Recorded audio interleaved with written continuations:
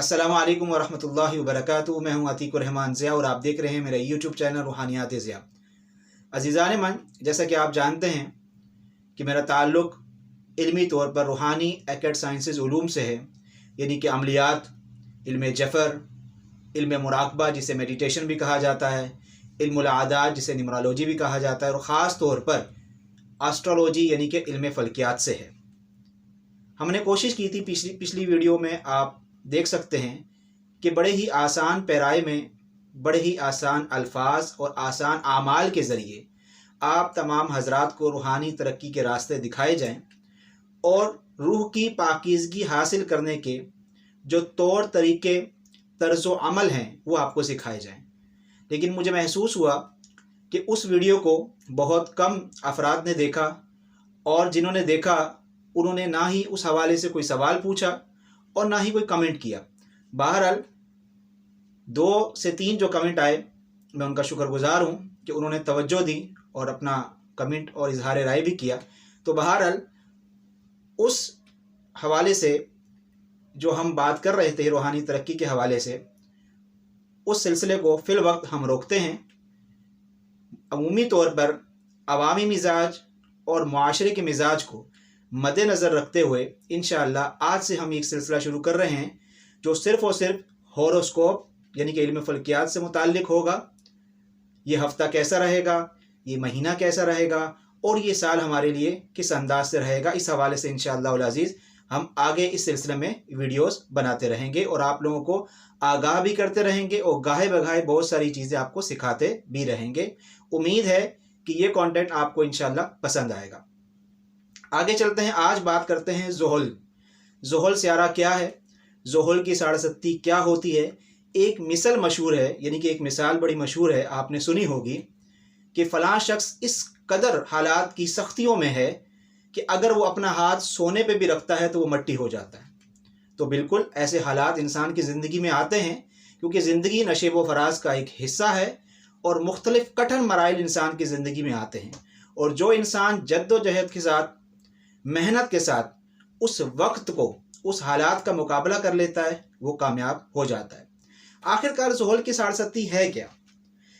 क्या ये ज़ुहल सबके साथ ऐसे मामलात लेकर चलता है? इसे समझने की ज़रूरत है, क्योंकि हमारे यहाँ जब भी ऐसा कोई शख्स जो हालात की सख्तियों का मारा हो और मुसलसल गाहे बगाहे एक सख्ती ख़त्म नहीं होती, दूसरी तैयार शुरू होती है, तो ऐसा शख्स जब किसी आमिल के पास या किसी एस्ट्रोलॉजर के पास जाता है तो उनके पास एक लफ्ज़ सुनता है कि जी आप पर ज़ुहल की साढ़े चल रही है।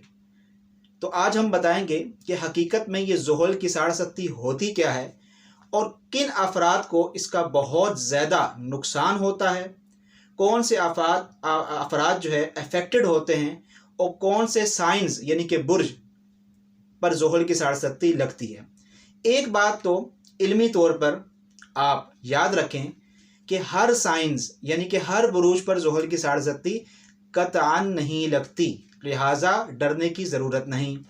नंबर 2, एक और बात याद रखें आप कि अखबार और रसाइल के अंदर अमूमी तौर पर जो बताया जाता है या आप जो पढ़ते हैं या सुनते हैं, वो ज़ोडिक साइन के हवाले से बताया जाता है, यानी कि फ़लाँ महीने की तारीख से लेकर फ़लाँ महीने की तारीख तक ये आपका बुर्ज है, जिसे अमूमी तौर पर लोग स्टार कहते हैं। उसे स्टार नहीं कहा जाता, उसे साइन कहा जाता है, यानी कि एरीज, इसे साइन कहा जाता है, बुर्ज कहा जाता है इल्म फ़ल्कियात की इल्मी इस्तिलाह के अंदर।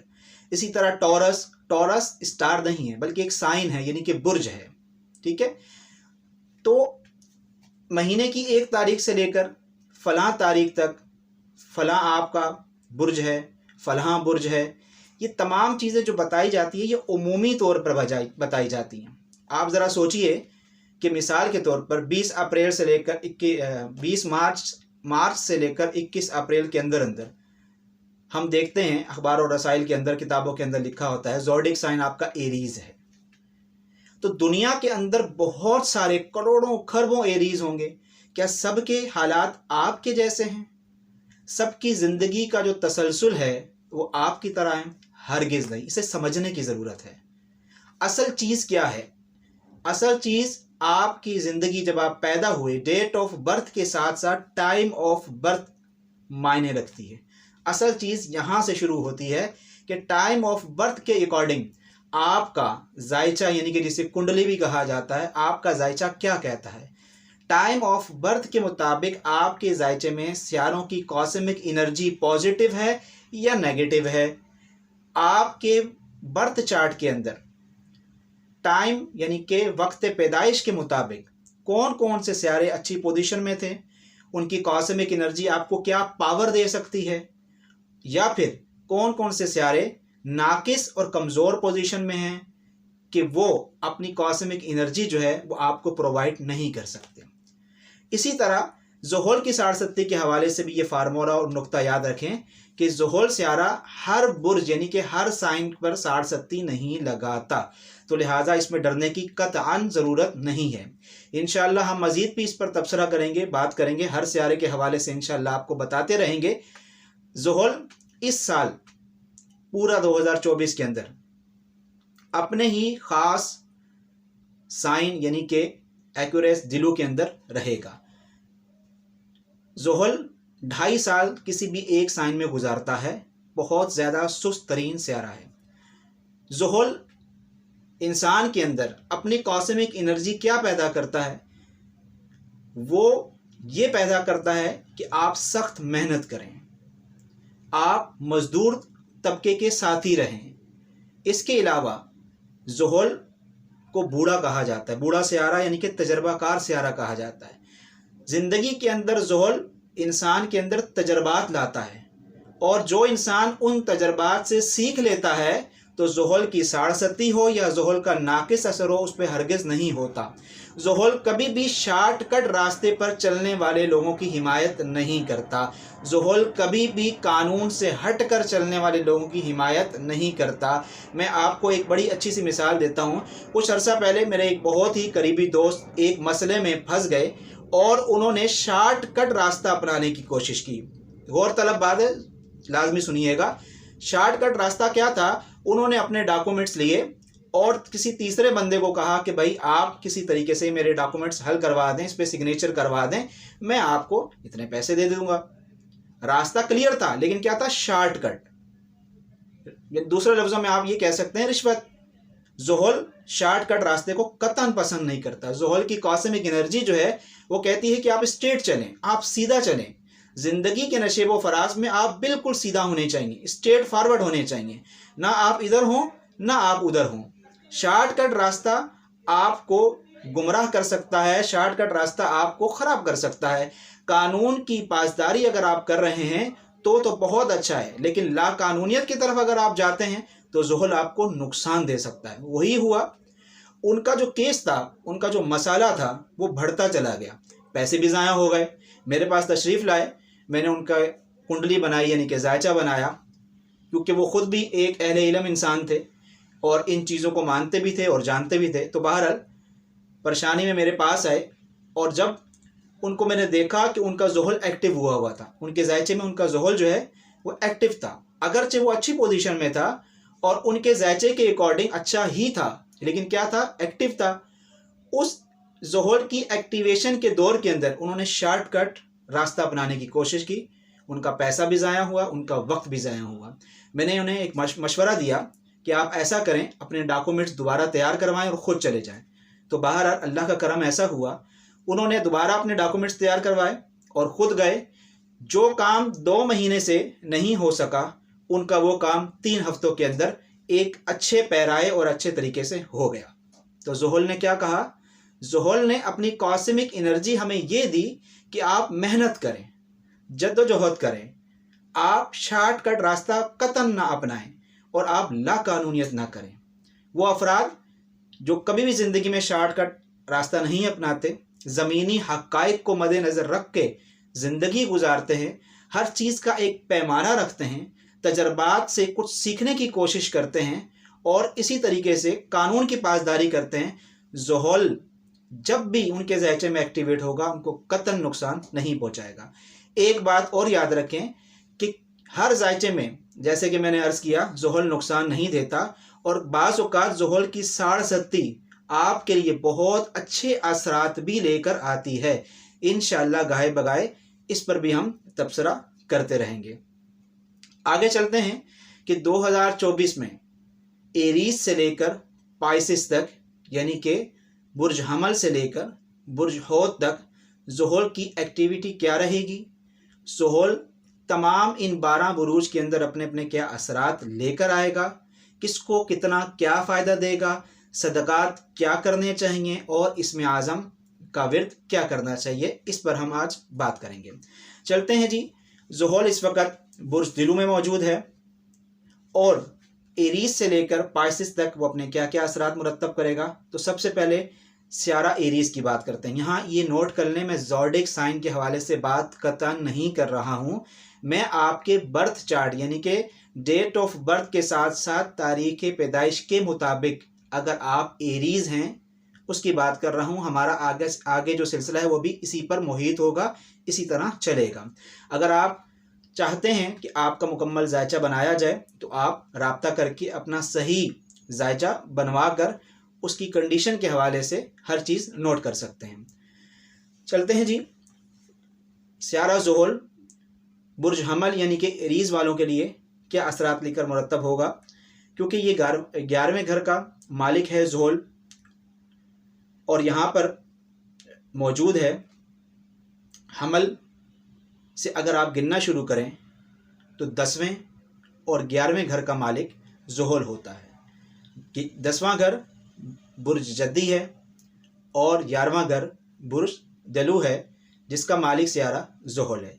वो अपने ही घर यानी कि 11वें घर में बराजमान है, बैठा हुआ है। कारोबार अकल के कामों में कुछ कामयाबी बिल्कुल रहेगी, अलबत्ता जब जब ज़ुहल की नज़र मरीख के साथ आएगी और जब जब ज़ुहल मरीख के साथ नज़र बनाएगा या मरीख अपनी एस्पेक्ट बनाएगा ज़ुहल के साथ, तब आपके मिजाज में जज्बातीपन और गुस्सा आ सकता है। लिहाजा एहतियाती तदबीर इख्तियार कीजिएगा, अपने गुस्से पर काबू रखें, अपने जज्बात पर कंट्रोल रखें, पानी का इस्तेमाल ज़्यादा कीजिएगा। आगे चलते हैं। बुर्ज टॉरस यानी कि बुर्ज सौर वालों के लिए ज़ुहल क्या असरात लेके आ सकता है। सौर वालों के लिए ज़ुहल उनके 10वें घर का हाकिम है, यानी कि बहुत अच्छे घर का हाकिम है। 10वां घर पेशावराना ज़िंदगी और कारोबार के लिए बड़ी अहमियत का हामिल होता है, अच्छा रहेगा। जद्दोजहद मेहनत के बाद इनको कामयाबी लाजमी मिलेगी, इनकी आमदन में इजाफा होता रहेगा। अचानक दौलत के ज़राए पैदा होंगे, ज़मीन घरेलू सवारी में इजाफा और फ़ायदा हो सकता है। नंबर 3 यानी कि बुर्ज जोज़ा जिसे हम जेमिनाई भी कहते हैं, इस पर चलते हैं। जोज़ा वालों के लिए ज़ुहल जो है वो 9वें घर का हाकिम है। मजहबी लगाव, मजहबी रुझान, ज़मीनी हक़ाइक़ बहुत सोच समझ के साथ ये साल फ़ैसला करने वाला है इनके लिए। नेज़ कोशिश कीजिएगा घरेलू तनाज़ात से बचने की, अपने छोटे बहन भाइयों से कोई ऐसा तनाज़ा इख्तियार ना हो, अपने जज्बात को लाजमी कंट्रोल कीजिएगा ताकि कोई ऐसा इख्तलाफ ना पैदा हो जिससे आपको बाद में परेशानी लाहिक हो सकती है। अलबत्ता सितंबर के बाद, सितंबर और अक्टूबर में रुके हुए जो काम होंगे इंशाअल्लाह अज़ीज़ उसमें आपको कामयाबी मिलना मुमकिन नज़र आती है। नंबर 4 कैंसर यानी कि बुर्ज सरतान की तरफ चलते हैं। सरतान वालों के लिए ज़ुहल चूँकि 8वें खाने में मौजूद है, ज़ुहल जो है ये 8वें खाने में मौजूद रहकर सरतान वालों के लिए बहुत ही ज़्यादा परेशान कुन हो सकता है, क्योंकि कैंसर वालों का 7वां घर और 8वां घर ज़ुहल का है। 8वें घर में ज़ुहल ख़ुद मौजूद है, जिस बिना पर गैर ज़रूरी अखराजात आपको हो सकते हैं, मुख्तलिफ़ कामों में रुकावटें हो सकती हैं, उलझन का शिकार हो सकते हैं, घरेलू मसाइल हो सकते हैं, मुख्तलिफ़ किस्म की तकलीफ़ें हो सकती हैं। कोशिश करें अगर आप गाड़ी खुद चलाते हैं तो किसी भी किस्म का हादसा होना भी मुमकिन है। ख्याल करके चलें, मोहतात रवैये से चलें, एहतियाती तदाबीर इख्तियार करें, आहिस्ता और आराम से अपना सफ़र करें तो इंशाअल्लाह अज़ीज़ अल्लाह तबारक व तआला के करम से बचना मुमकिन है। इसके अलावा अचानक दौलत के वसाइल भी पैदा हो सकते हैं। ज़मीनी तौर पे भी आपको कोई दौलत के वसाइल पैदा हो सकते हैं और उसी के साथ साथ आपको गैर मुल्क में जाने का चांस भी मिल सकता है। याद रखें, आज चार साइंस के हवाले से हमने बात की कि ज़ोहल इन 4 साइन में 2024 के हवाले से क्या क्या असरात लेकर आएगा। इसमें कमी पेशी भी मुमकिन है क्योंकि आलिमुल गैब सिर्फ अल्लाह तबारक व तआला की ज़ात है। ये एक साइंसी इल्म है, ये तजर्बात है, ये अंदाज़े हैं, साइंसी इल्म है, ये कैलकुलेशन है। उस कैलकुलेशन के हवाले से हम बात करते हैं। बेहतर ये है कि आप अपना जायचा बनाएं और उसके अकॉर्डिंग मालूम चलेगा कि ज़ोहल की पोजीशन आपके बर्थ चार्ट में क्या है, क्या थी और इस वक्त ट्रांजिट चार्ट में क्या क्या है, और ट्रांजिट का ज़ोहल और आपके बर्थ चार्ट का ज़ोहल आपस में क्या कनेक्शन बना रहे हैं। आपकी महादशा यानी कि अंतरदशा, महादशा जिसे हम सब पीरियड या मैन पीरियड भी कहते हैं सियारों का, वो आपके लिए क्या क्या हालात लेकर आ रहा है, ये हमने जर्नल तरीके पर आपको इंशाल्लाह बताया है और आगे भी बताएंगे। बहरहाल ज़ोहल आपके कहीं का भी एक्टिवेशन लिए बैठा हुआ है तो आपने क्या करना है, बेहतर तरीका है कि तमाम किस्म की सख्तियों से बचने के लिए 3 तरीके, 3 उपाय या 3 हल मैं आपके सामने रख रहा हूँ। पहला हल, कोशिश किया करें कि हफ्ते वाले दिन आप रोज़ा रखा करें। दूसरा हल, अपने बड़े बुज़ुर्गों की आप पिंडलियों की हफ्ते वाले दिन या हफ्ते में किसी भी दिन या 7 के 7 दिन या जिस तरह भी आपको सहूलत हो, सरसों के तेल की मालिश किया करें पिंडलियों की। इसके अलावा आगे चलते हैं। तीसरा हल क्या है? तीसरा हल ये है कि आप हफ्ते वाले दिन माजूर गरीब अफराद की हस्ब इस्तिताअत मदद करें, यानी कि उनकी क्या करें, हेल्प करें, हस्ब इस्तिताअत करें जितना अल्लाह तबारक व तआला ने आपको तौफीक दी है। चौथा हल, या मालिकु या कुद्दूस, अल्लाह तबारक व तआला के ये नाम है जो सियारा ज़ोहल से मंसूब किए जाते हैं। या मालिकु या कुद्दूस, या मालिकु या कुद्दूस मरीक के हैं। बहरहाल या फत्ताहु या रज़्ज़ाक, या फत्ताहु या रज़्ज़ाक, ये 2 नाम सियारा ज़ोहल से मंसूब किए जाते हैं। या फत्ताहु या रज़्ज़ाक को बेहतर है कि आप रोज़ाना 1000 मरतबा पढ़ें। नहीं पढ़ सकते तो ज़ोहल के अदद 8 के मुताबिक पढ़ें। 2024 का अदद भी 8 है तो 800 मरतबा आप अल्लाह तबारक व तआला का ये इस्म पाक या फत्ताहु या रज़्ज़ाक अपने विर्द में रखें। बिलफ़र्ज़ अगर आप ये इतनी तादाद में भी नहीं पढ़ सकते तो आप कम अज़ कम 107 मरतबा, इसका अदद भी 8 ही बनता है, 107 मरतबा या फत्ताहु या रज़्ज़ाक अपने विर्द में रखें। 3 चीज़ें जो मैंने बताई हैं, हफ्ते वाले दिन का रोज़ा, अपने बड़े बुज़ुर्गों की सरसों के तेल से पिंडलियों की मालिश, और तीसरा अहम सदका कि गरीब माजूर बड़ी उम्र के अफराद को हस्ब इस्तिताअत हस्ब तौफीक सदका देना शुरू करें। इंशाअल्लाह ज़ोहल की जायचे में किसी भी किस्म की सख्ती अल्लाह तबारक व तआला के महज फजलो करम से ख़त्म होना शुरू हो जाएगी। अगली वीडियो में इंशाअल्लाह उल अज़ीज़ बाकी साइंस के हवाले से बात करेंगे। तब तक के लिए इजाज़त दीजिए। अपना ख्याल रखिएगा, अपनों का ख्याल रखिएगा। वस्सलामु अलैकुम व रहमतुल्लाहि व बरकातुहू।